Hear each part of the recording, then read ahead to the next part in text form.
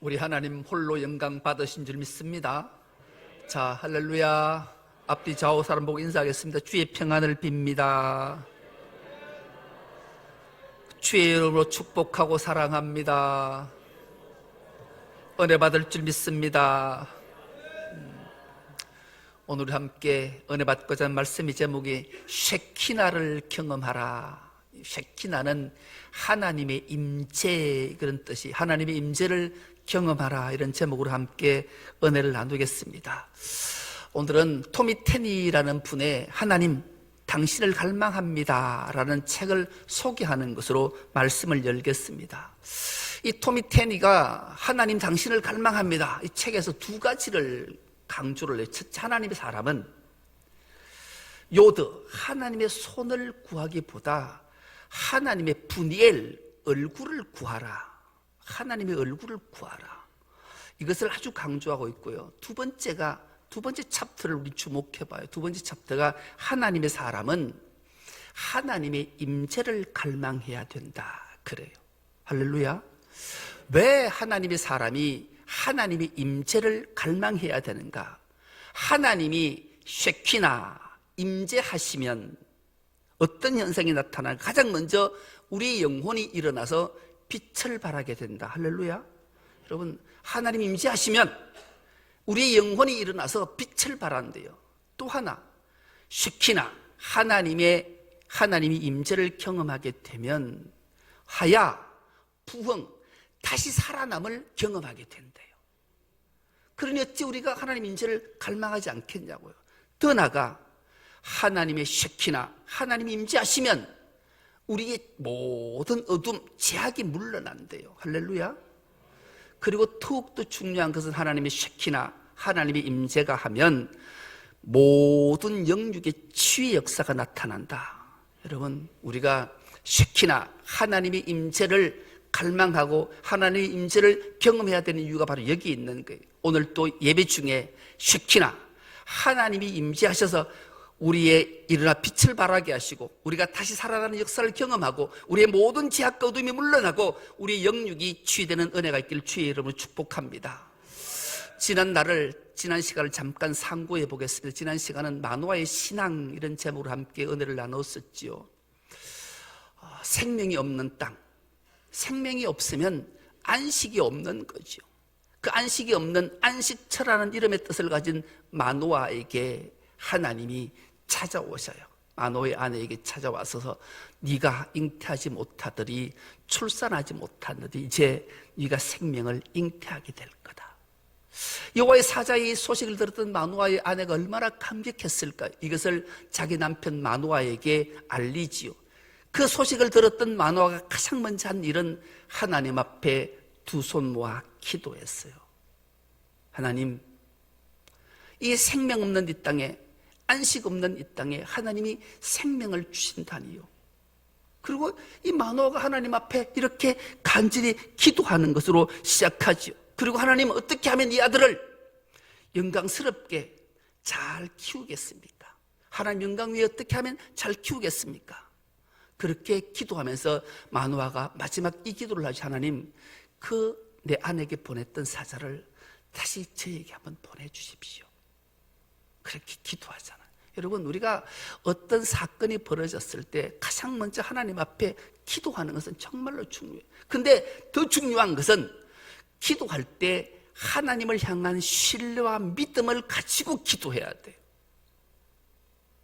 그렇게 마노아가 하나님 앞에 기도했더니만 정말로 하나님이 그 마노아의 기도를 들으시고 다시 여호와의 사자를 마노아 아내에게 보내잖아요. 마노아가 그렇게 기도했는데 아내가 헐레벌떡 자기 쫓아, 여보, 지난번에 나에게 보냈던 하나님의 사자가 다시 왔다. 빨리 당신을 데리고 오란다.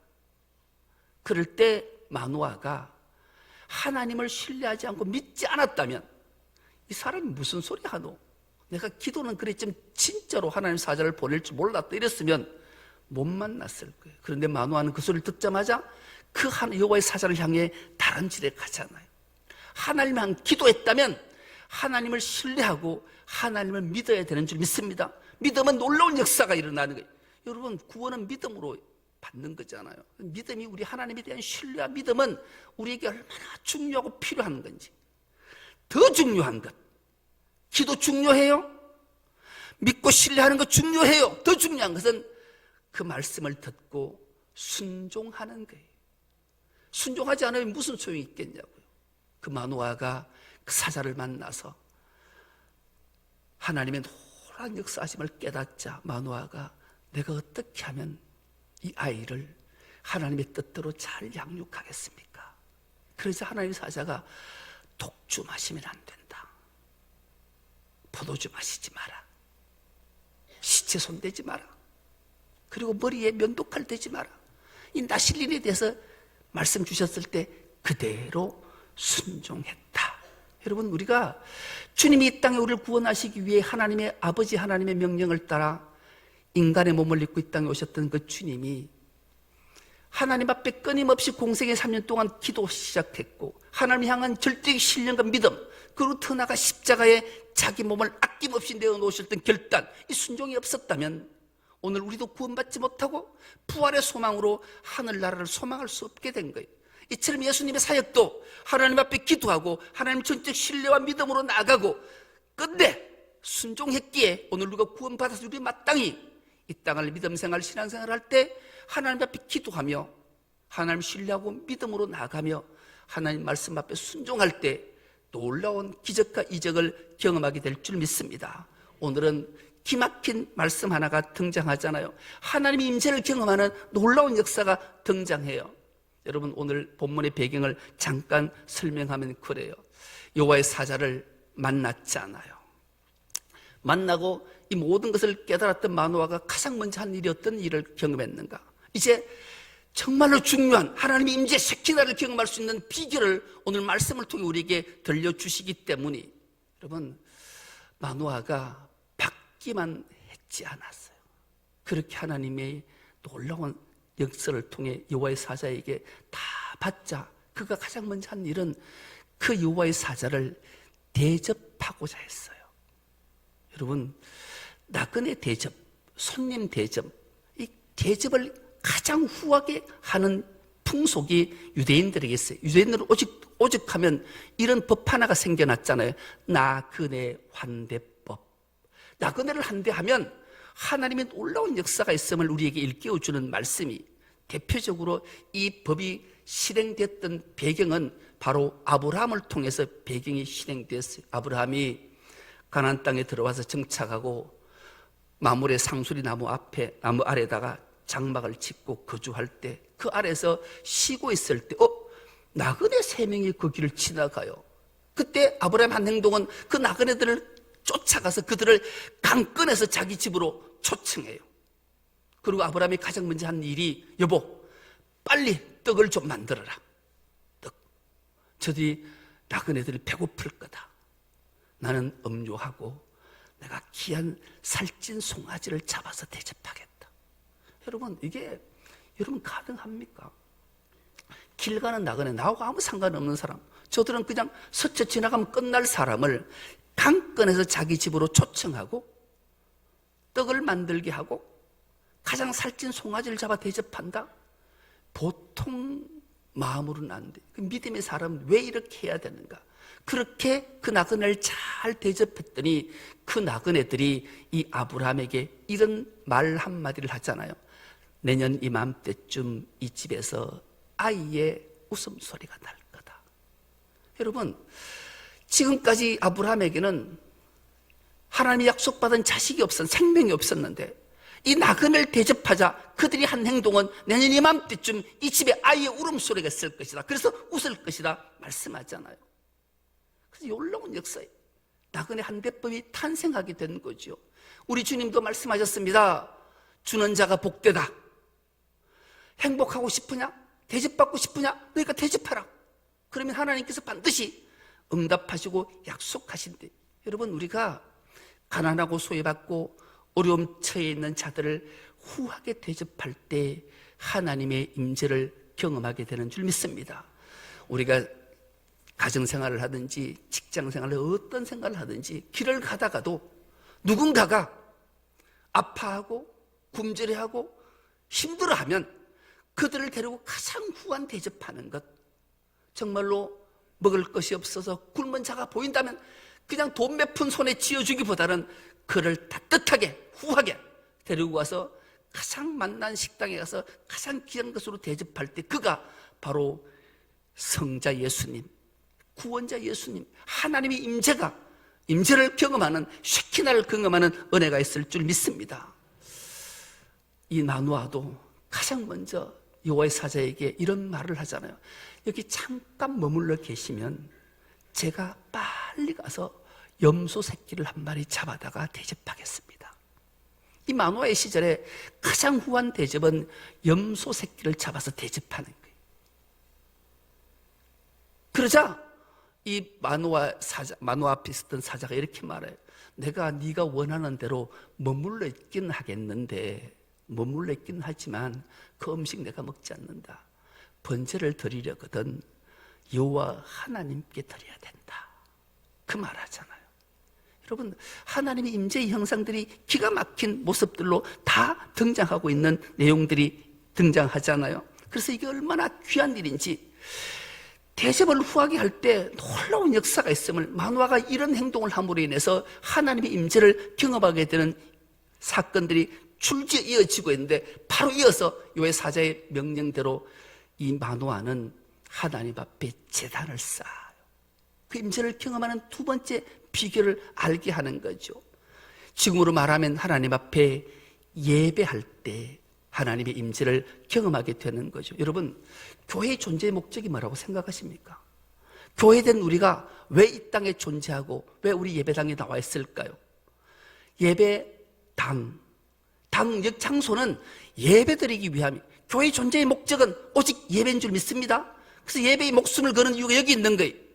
여러분, 예배할 때 하나님의 놀라운 임재를 경험하게 되기 때문에 마누아가 염소를 잡고, 염소만 가지고 온 게 아니 소제물까지 가지고 와서 번제와 소제물을 하나님의 제단 앞에 바위에서 딱 드릴 때 기이한 놀라운 이적들을 경험하게 되잖아요. 바위에서 불꽃이 일어나요. 그래서 번제와 소제를 받으시죠. 근데 그것으로 그친 것이 아니라 불꽃이 막 하늘로 올라가는데 여호와의 사자가 함께 하늘을 승천하는 모습을 직접 보잖아요. 여러분, 놀라운 이적을 경험해요.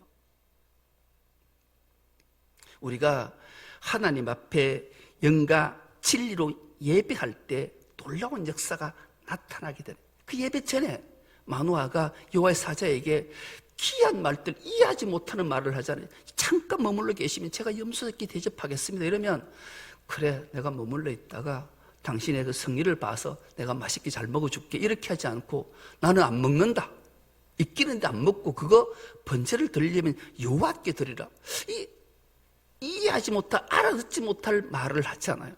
그래서 마누아가 궁금했어요. 그래서 묻잖아요. 당신의 이름이 뭡니까? 이름이 뭡니까? 물으니까 내가 내 이름을 왜 묻냐? 내 이름은 기묘자다. 이래. 기묘자라는 말은 시크릿, 비밀이다, 이런 말이에요. 우리 경상도 말로, 포항 말로 표면 안 가르쳐준다, 이 말이거든. 이름은 안 가르쳐줘, 이러거든요. 그러면 이게 참 기가 막힌 모습인데, 이 마누아는 그냥 순종해서 예배의 자리에 서잖아요. 자기의 번제물과 소제물을 하나님 앞에 올려드려요. 그럴 때 놀라운 역사가 나타나고, 눈앞에서 여호와의 사자가 불꽃 함께 하늘로 승천가는 모습을 그대로 보게 됐다니까요. 이때 예배의 모습이 얼마나 중요한가를 우리에게 일깨워주는 말씀이기도 해요. 그 말씀은 시편 29편 2절의 말씀입니다. 이 말씀 우리가 한 목소리를 한번 합독해 보겠습니다. 시작. 그 이름에 어울리는 영광을 주님께 돌려드리라. 거룩한 옷을 입고 주님 앞에 꿇어 엎드리라. 예배자의 자세예요. 예배는 오직 하나님께 영광을 돌리고 하나님 앞에 납작 엎드리는 것, 하나님의 처분을 기다립니다. 이게 예배라는 거예요.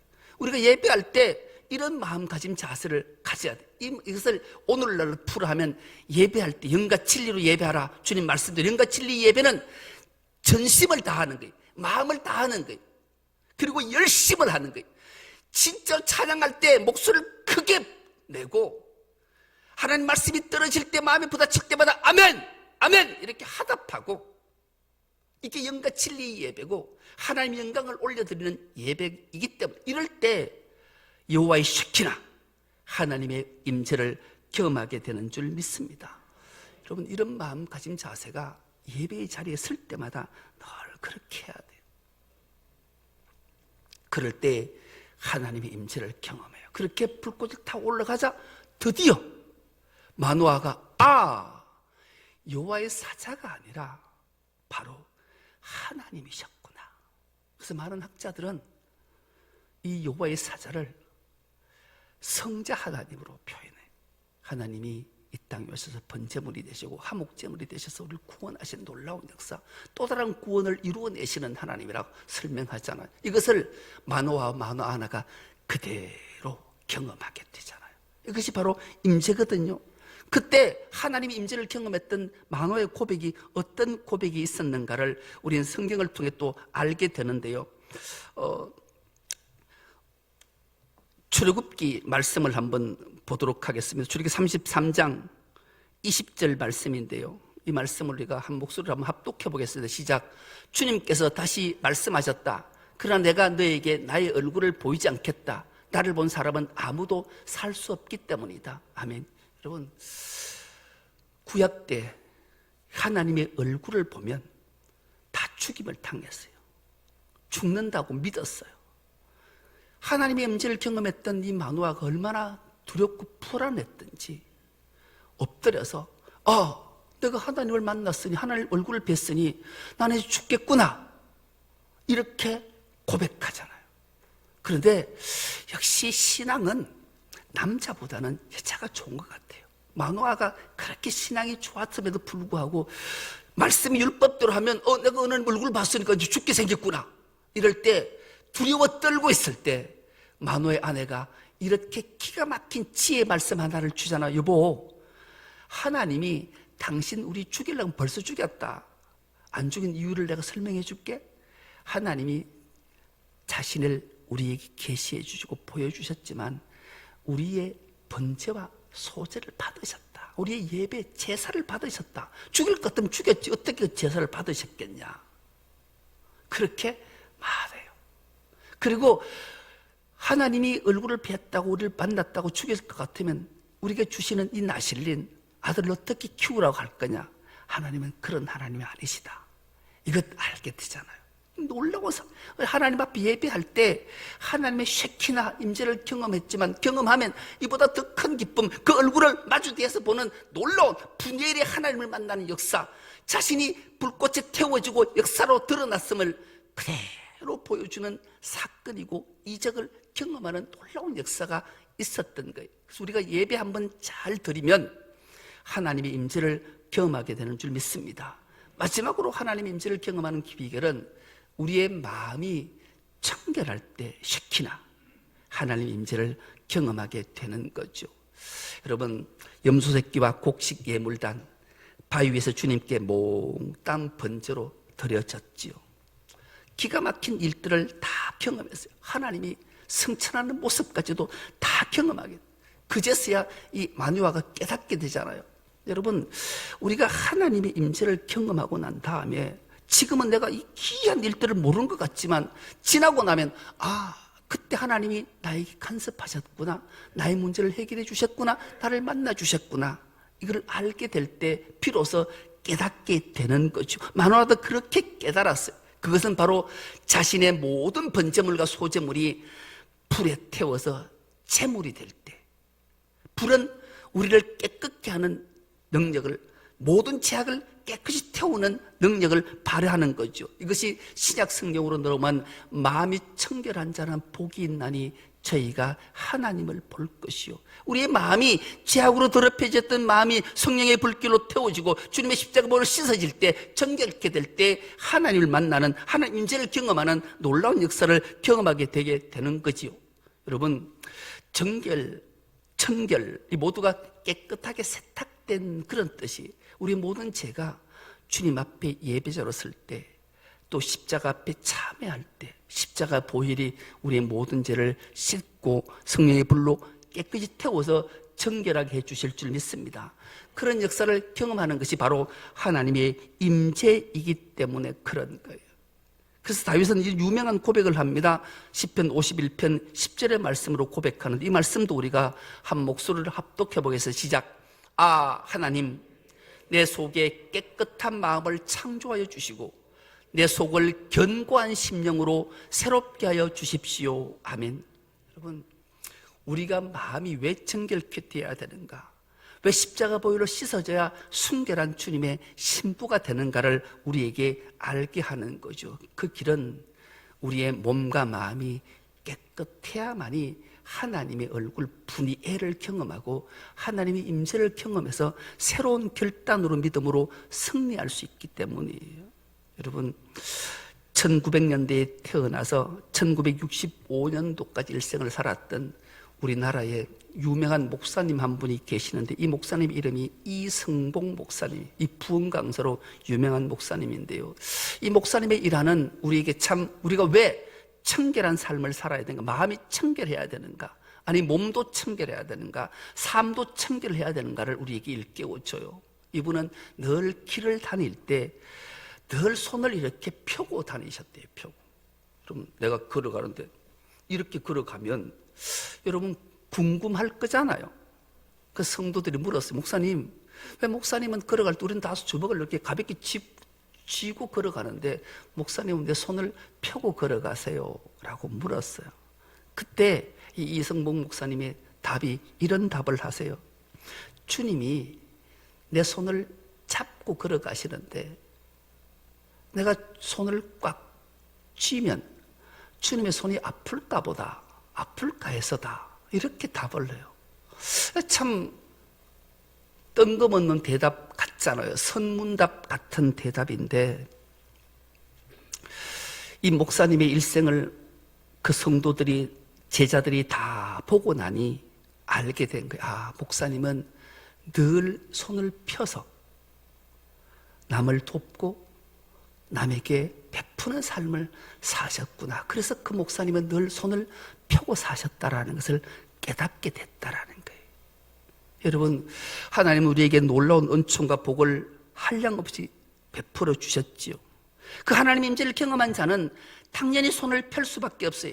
내 재물, 내 권력, 내 명예, 내 지식, 우리는 뭐든지 가지려고 움켜잡으려고 애쓰고 힘쓰지만 정작 하나님의 임재, 쉐키나를 경험하게 되면 자기도 모르게 손을 펴서 가난하고 소외받고 고통받고 아파하는 자들을 돕고 그들에게 새로운 용기와 희망을 주고 주의 사랑을 나누는 삶을 살게 됨을 우리에게 일깨워주는 말씀이에요. 우리가 오늘 말씀을 통해, 예배를 통해 이 쉐키나, 하나님의 임재를 경험하는 자가 되어서 우리도 이런 삶을, 주님의 삶을 실천해내므로 정말로 하나님의 위대하신 능력이 우리를 통해 드러나고 우리를 통해 또 드러날 때 또 다른 생명을 구원해낸 놀라운 역사를 만들어내는데 그 도구가 되어서 주님 앞에 섰을 때 잘했다 칭찬받고 생명과 의와 영광이 멸롱하는 상으로 받는 우리 충성노교회 모든 건속 다 될 수 있기를 간절히 기도합니다. 하나님 아버지, 은혜와 사랑을 감사합니다. 사순절 첫 번째 주일을 허락하시고 하나님이 찾으신 한 사람이 예배자로 불러주셔서 하나님 앞에 영과 진리로 예배하게 하시니 감사합니다.